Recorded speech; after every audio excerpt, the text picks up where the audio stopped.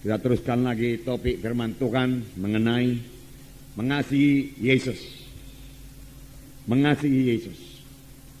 Kita melihat lagi ciri-ciri dari anak Tuhan yang mengasihi Yesus. Ada tanda-tanda dari anak-anak Tuhan yang mengasihi Yesus. Apalagi kalau dia mengasihi Yesus dengan segenap rohnya, dengan segenap jiwanya, dan dengan segenap kekuatannya. Dengan segenap jiwa, saudaraku, yaitu dengan segenap pikiran kita selalu mengingat Yesus. Dengan emosi kita rindu kepada Tuhan Yesus, saudaraku. Dan dengan kehendak kita memang kita suka mengasihi Tuhan Yesus. Inilah hukum yang terutama dan hukum yang terbesar. Firman Tuhan berkata, saudaraku. Kali ini kita lihat satu ciri lagi, saudaraku, yaitu jika kita mengasihi Tuhan Yesus, kita suka berkorban buat dia. Tidak ada yang berat untuk dikorbankan buat Tuhan Yesus, saudaraku. Sebenarnya, saudaraku, korban kita itu dibanding dengan kasih Tuhan tidak akan pernah sebanding. Tuhan telah memberikan kasih-Nya yang luar biasa kepada kita. Bahkan pada waktu kita masih dalam dosa. Buku 1 Yohanes 4 ayat 19 berkata, kita mengasihi karena Allah lebih dahulu mengasihi kita. Kita patut mengasihi Tuhan karena Tuhan telah lebih dahulu mengasihi saudara, mengasihi saya. Dia mengasihi kita, saudaraku, dengan menggantikan kita dihukum supaya kita jangan dihukum. Dia dijadikan dosa supaya kita jadi kebenaran. Dialah substitusi kita, ganti kita.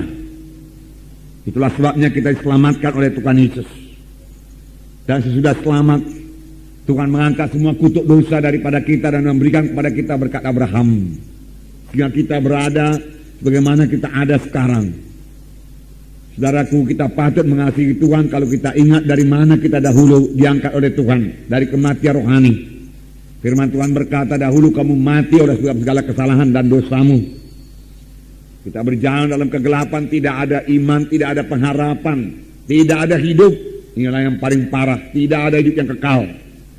Tetapi Tuhan telah memberikan kepada kita hidup yang kekal dengan korban yang sangat besar, yaitu Allah memberikan anaknya sendiri, saudaraku. Karena Yesus, saudaraku, dosa kita diampuni, saudaraku, dan Tuhan memberikan lagi kepada kita Roh Kudus yang memimpin kita pada segala kebenaran, pada segala kebenaran. Sesudah itu Roh Kudus, saudaraku, terus memimpinkan kita hari lepas hari. Firman Tuhan berkata Roh Kudus memimpin kita pada segala kebenaran. Firman Tuhan berkata bahwasanya setelah kita dibentuk terus hari lepas hari menjadi bertambah, hari bertambah seperti Yesus. Kita harus berubah kalau kita mau mengikut Yesus. Kita harus berubah dalam pemikiran kita kalau kita mau mengikut Yesus dan sampai kepada panggilan Tuhan Yesus. Kita harus berubah dalam karakter kita, tingkah laku kita kalau kita mau, saudaraku, memuridkan orang lain, saudaraku. Karena memberi teladan adalah yang paling perlu dalam memuridkan orang lain. Kita tidak bisa memuridkan orang lain dengan mengajar saja, tidak. Orang lain melihat hidup kita yang berubah, pemikiran kita yang berubah. Orang lain harus melihat hidup kita yang suci, saudaraku. Dan ini terjadi kepada kita pada waktu Roh Kudus menyadarkan kita ini orang berdoa, kita ini memiliki lagi karakter-karakter yang diubahkan dan kita mau diubahkan dengan bertobat, Jadi bertobat ini, saudaraku, bukan yang pada waktu kita menerima Yesus saja. Bertobat, saudaraku, kita laksanakan sepanjang kita di dunia ini. Saudara, pada hari Minggu kita dengarkan satu gaya hidup yang baru, yaitu gaya hidup yang bersekutu dengan Tuhan Yesus. Gaya hidup, saudaraku, yang berkata-kata dengan Tuhan Yesus, saudaraku, selalu. Gaya hidup berdoa, gaya hidup yang mengingat Yesus, saudaraku. Saudara, satu lagi, saudaraku, saya tambahkan kepada saudara, gaya hidup bertobat. Apa, saudaraku? Gaya hidup bertobat. Kapan Roh Kudus, saudaraku, menegurkan ada sesuatu dalam hati kita yang tidak turut dengan kehendak Tuhan, segera kita bertobat, kita tinggalkan.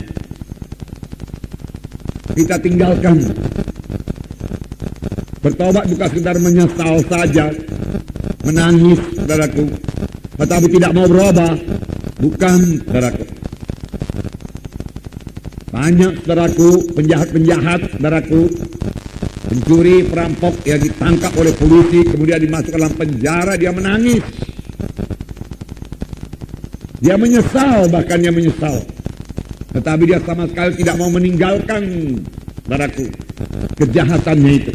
Sesudah keluar dari penjara, dia kembali. Kalau ada kesempatan, dia kembali berbuat kejahatan. Saudaraku, yang diminta Tuhan daripada kita berubah. Berubah, itulah bertobat. Supaya kita, saudaraku, bisa dibentuk menjadi sama seperti Yesus. Tanpa kita mau berubah, saudaraku, tanpa kita mau bertobat sungguh-sungguh, saudara, dan tidak akan sampai kepada maksud Tuhan. Dan kita tidak bisa memuridkan, saudaraku. Karena memuridkan, saudaraku, perlu teladan.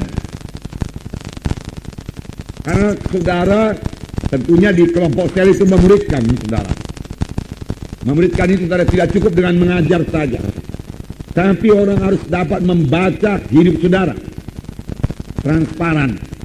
Kehidupan kita ini dilihat oleh kehidupan saudara sebagai pemimpin kelompok sel dilihat oleh anggota-anggota kelompok sel. Bahwasanya saudara sudah berubah, mengasihi Yesus, mengasihi dia, yaitu anggota-anggota kelompok sel saudara. Menyatakan dalam pelayanan saudara kepada dia, perkunjungan saudara kalau dia tidak datang, saudaraku. Di situ dia melihat pada kedewasaan saudara, kasih saudara. Dan dia mau berubah menjadi seperti saudara. Dan kelak kalau dia sudah berubah, dia akan memberikan orang lain lagi. Demikian pemberitaan berjalan terus. Dari satu generasi rohani kepada generasi yang lain, saudara. Nah, jadi gaya hidup bertobat. Gaya hidup bertobat. Yang meninggalkan segala kebencian Tuhan. Yang meninggalkan semua yang tidak berkenan kepada Tuhan. Yang meninggalkan semua tabiat-tabiat lama. Yang tegurkan Tuhan kepada kita tinggalkan. Kita mau dengar hati mengaku kekurangan kita, saudaraku. Kalau kita masih merasa diri kita benar, saudaraku, kita belum bisa bertobat. Kalau kita merasa diri kita lebih baik daripada yang lain, kita tidak bisa bertobat. Bertobatlah kamu sebab kerajaan surga sudah dekat. Di manakah Yohanes mengajar? Padang belantara, saudara baca. Dan orang-orang datang padang belantara untuk mengaku dosa dan bertobat dan dibaptis sungai Jordan. Saudara, dan ketika orang Farisi dan Saduki datang kepadanya, saudaraku, Yohanes Pembaptis berkata, keluarkanlah buah-buah yang berpadan dengan pertobatan. Karena orang Farisi ini orang yang sangat beragama. Dia mengatakan dirinya itu mematuhi hukum Taurat. Tetapi buahnya tidak ada. Buah pertobatan tidak kelihatan. Namanya saja, saudaraku, beragama. Saudara, agama Kristen tidak menyelamatkan, saudaraku. Gereja, saudaraku, tidak menyelamatkan. Yang menyelamatkan yaitu Tuhan Yesus. Amin, saudara. Siapa yang memiliki Yesus, saudaraku, percaya kepada Tuhan Yesus, dia akan diselamatkan. Dia beroleh hidup yang kekal.